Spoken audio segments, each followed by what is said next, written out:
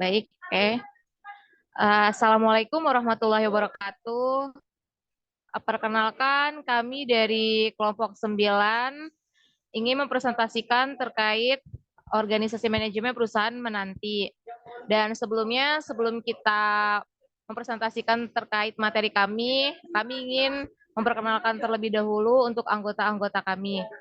Yang pertama itu ada Christian Hasudungan Purba dengan CP 042, kemudian ada Dea Ayu Wulandari dengan CP 045, kemudian ada Siti Rohmawati dengan CP 106, selanjutnya itu ada Tri Laila Salza dengan CP 112, dan yang terakhir itu ada saya Tuti dengan nomor CP 113. Baik, selanjutnya itu terkait mengenai apa itu dari perusahaan menantinya sendiri. Jadi perusahaan menanti di sini merupakan sebuah usaha kuliner yang memang di bidang minuman. Menanti sendiri didirikan oleh YouTuber terkenal yaitu Jerome Polim dan sang kakaknya yaitu Jayhan. Dan Menanti juga resmi buka toko itu pada 10 April tahun 2021. Menanti juga berkonsep toko yang menjual berbagai minuman dengan bahan dasar teh. Dan Menanti ini juga merupakan variasi minuman teh potion yang dibuat dan diracik dengan buah asli seperti apel, stroberi, dan jeruk sehingga memiliki rasa yang lebih segar dan original. Dan selanjutnya itu terkait tentang analisis matriks faktor internal atau IV dan juga faktor eksternal EV yang akan dijelaskan oleh rekan saya. Kepadanya saya persilahkan.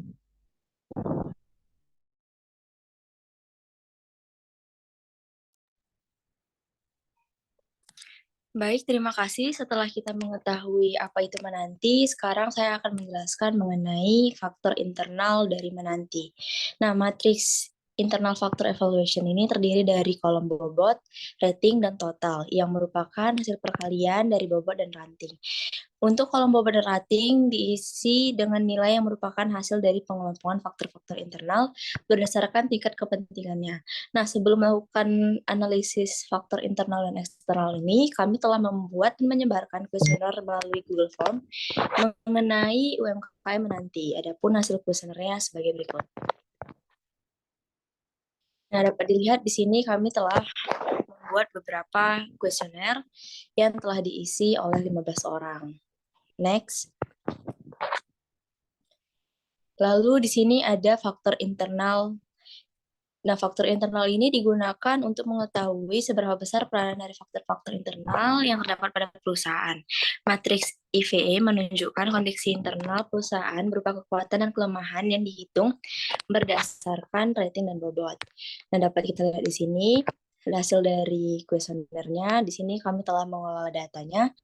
Di kekuatan ada kualitas produk dan layanan yang baik, berjumlah 40 dengan bobot 0,12, lalu ada kemasan menarik dengan jumlah 28 dengan bobot 0,09, lalu ada variasi rasa yang banyak dan unik dengan data 20 dan bobot 0,06, lokasi yang strategis dengan data 23 dan bobot 0,07.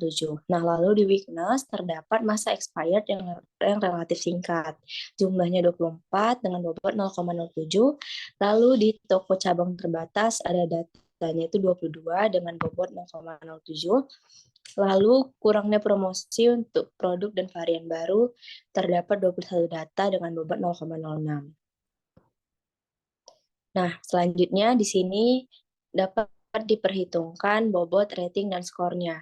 Bobot tadi dapat kita lihat dari tabel yang sebelumnya, dan di rating di sini hasilnya dari kualitas produk layanan baik itu ratingnya 3, maka 0,12 dikali 3 dapatlah hasil skornya 0,36. Begitu untuk selanjutnya.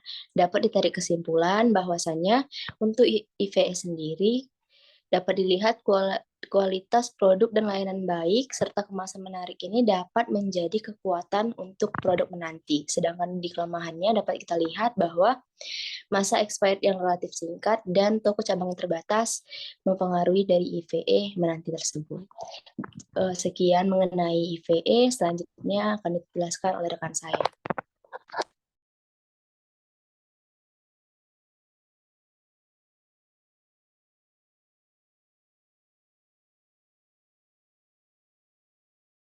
Baik, untuk selanjutnya yaitu mengenai analisis matriks faktor eksternal atau EFE.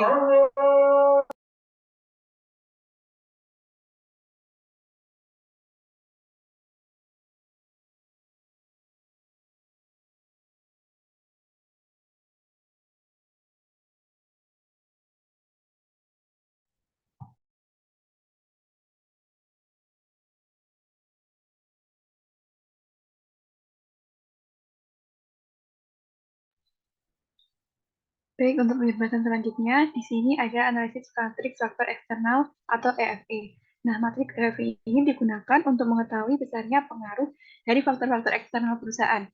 Matriks EFE juga menggambarkan kondisi peluang serta ancaman bagi perusahaan yang mana dapat dihitung berdasarkan rating dan juga bobot. Nah, di sini terdapat hasil dari pengelolaan data kuesioner, yang mana untuk faktor eksternal sendiri ada opportunity atau peluang dan juga threat atau ancaman. Nah, di sini untuk pertama yaitu ada opportunity dan memiliki reputasi yang baik di industri F&B atau milik Germopolin. Untuk pengolahan data kuesionernya sejumlah 22 dengan bobot 0,07. Kemudian ada opportunity yang kedua yaitu banyak memberikan diskon dengan data kuesionernya adalah 28 dengan bobot 0,09. Kemudian yang terakhir ada sering dijadikan tempat nongkrong anak muda, yang mana pengolahan data kuesionernya adalah sejumlah 30 dengan bobot 0,09. Kemudian setelah itu ada trik atau ancaman. Yang pertama, yaitu adanya pesaing dalam bisnis yang sejenis. Untuk pengolahan data kuesionernya sejumlah 17, sedangkan bobotnya adalah 0,05. Kemudian diikuti dengan bila musim hujan tiba, jumlah konsumen akan berkurang. Di sini untuk data kuesionernya adalah 19, kemudian bobotnya adalah 0,06. Dan yang terakhir ada harga bahan baku yang relatif naik turun, yang mana data kuesionernya adalah 26 dengan bobot 0,08. Pilih tadi next.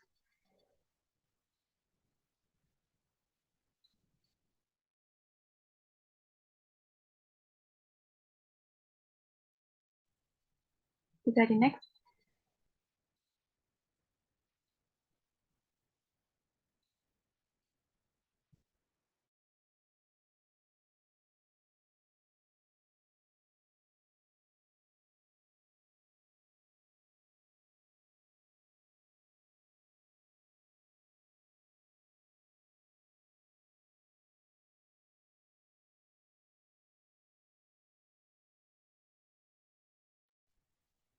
Baik, selanjutnya di sini ada bobot, rating dan juga skor, yang mana bobot ini didapatkan dari slide sebelumnya, kemudian di sini rating berdasarkan dari bobot yang telah diperhitungkan, dan juga kemudian ada skor. Nah, di sini dapat dilihat bahwasanya untuk banyak memberikan diskon dan juga sering dijadikan tempat nongkrong anak muda, di sini memiliki rating 2, kemudian sedangkan di sini untuk opportunity yang pertama yaitu memiliki reputasi yang baik di industri F&B memiliki rating sebesar 1. Dan di sini untuk ancamannya, untuk ancaman yang pertama dan kedua di sini memiliki rating 1, sedangkan ancaman yang ketiga yaitu harga bahan baku relatif naik turun memiliki rating 2. Nah, dari sini dapat diketahui bahwasanya jumlah dari keseluruhan bobot itu adalah 0,98, mana ratingnya adalah 20 dan skornya adalah 1,64. Nah, di sini dapat diketahui atau dapat disimpulkan bahwasanya untuk opportunity dan juga trade ini, yang mana opportunity ini dalam hal peluangnya banyak memberikan diskon dan juga memberikan tempat nongkrong anak muda memiliki rating 2 yang menunjukkan bahwasanya memiliki faktor pengaruh atau faktor eksternal yang mempengaruhi cukup tinggi. Kemudian dari segi ancaman trade-nya di sini untuk harga bahan baku yang relatif naik turun memiliki pengaruh faktor eksternal yang cukup tinggi. Baik, untuk selanjutnya akan dijelaskan oleh rekan saya.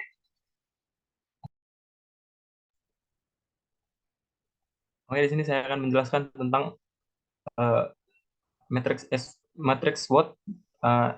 Di sini ada strength, yaitu ada kualitas produk dan layanan yang baik, lalu kemasan menarik, varian rasa yang banyak dan unik, lokasi yang strategis.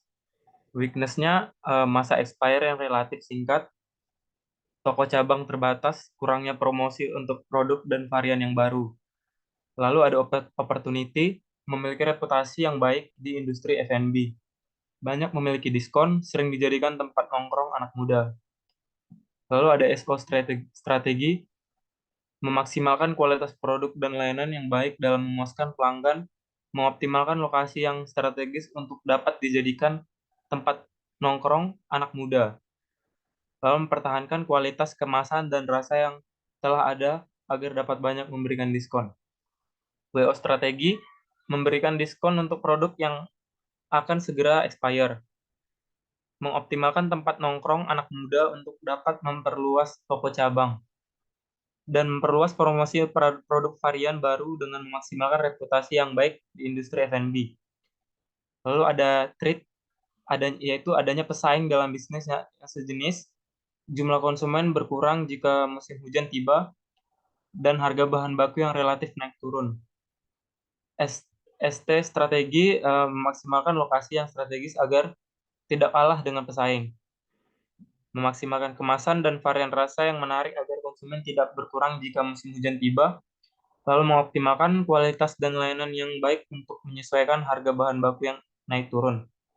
Lalu ada WT strategi, memperbanyak toko cabang agar tidak kalah dengan pesaing sejenis, meningkatkan promosi untuk produk varian baru agar konsumen tidak berkurang jika musim hujan tiba, dan minimalkan produk dengan masa expire yang singkat untuk menghindari harga bahan baku yang relatif naik turun.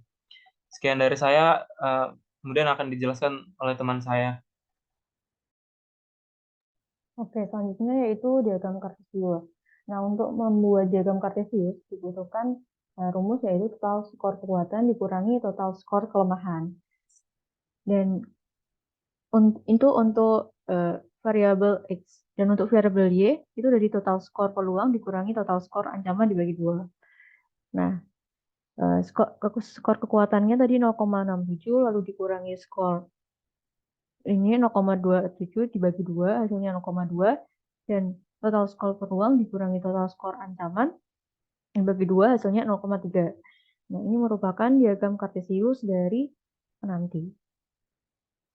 Dan ini lebih dari 0 dan kurang dari 1.